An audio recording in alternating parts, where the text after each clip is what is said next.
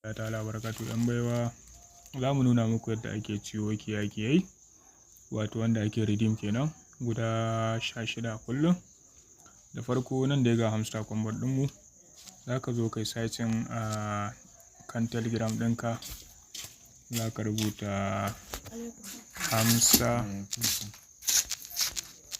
combo keys, gashi ya bayyana.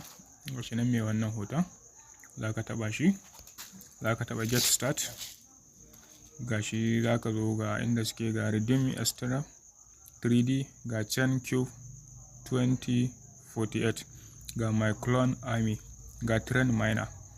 To ni yanzu na riga na yi guda biyun nan, na yi redeem extreme 3D, na yi chain cube 2014. yanzu zan yi my clone, zan taɓa shi haka, gashi na taɓa, sai in taɓa generate.